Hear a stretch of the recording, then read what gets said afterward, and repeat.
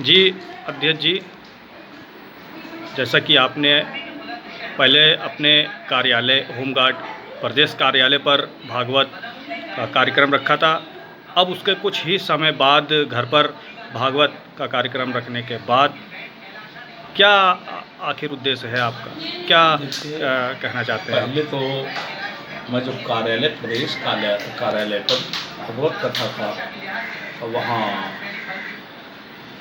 हमारे व्यास गुरु संतोष मिश्रा जी के द्वारा हमने ये उद्देश्य से वहाँ प्रोग्राम रखा कि एक सरकार पिछले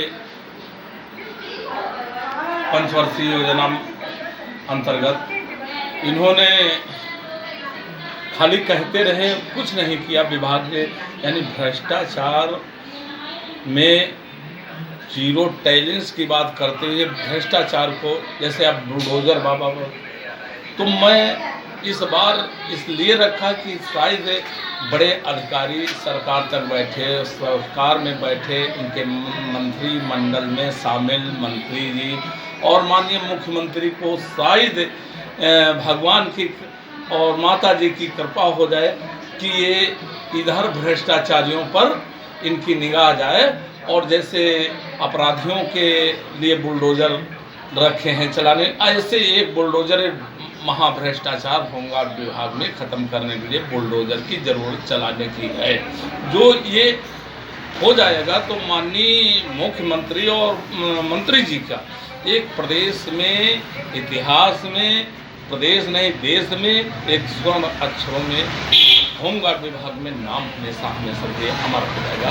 इस उद्देश्य से हम रखे इनकी बुद्धि विवेक, शायद माता जी की कृपा हो जाए, ईश्वर की कृपा हो जाए, इन गरीब असहाय जो इनके साथ अत्याचार हो रहा है, तो शायद इसका निजात ईश्वर और माता जी की कृपा बन जाए तो इनको निजात भी मिल जाए। तो इस उद्देश्य से मैं करा रहा हूँ, और इसी उद्देश्य से हमारे व्यास गुरु संतोष मिश्रा जी के द्वारा ये रासमय कथा सबको प्रसाद के रूप में ये ग्रहण करा रहे हैं, और ये ईश्वर से कामना करते हैं कि होमगार्ड का विभाग का महाभ्रष्टाचार जो फैला है, अत्याचार भ्रष्टाचार, ये एकदम खत्म हो जाए और महिषासुर जैसे लोग बैठे इनका खात्मा भी हो जाए। यही उद्देश्य मेरा है। पंडित जी, क्या कहना चाहेंगे? आखिर कुछ लोगों का मानना है कि आखिर हम लोग भागवत करवाते हैं, तो क्या उद्देश्य रहता है भागवत करवाने का, और क्या इससे नकारात्मक जो ऊर्जाएं हैं वो दूर भागती हैं? क्या ये सत्य है? ये धर्म ग्रंथ के अनुसार मैं संतोष कुमार मिश्र व्यास यही कहना चाहूँगा, जैसा आता है अनुशासन ही देश को महान बनाता है। मम प्रीतम मम सेवक सोई, मम अनुशासन मानई जोई।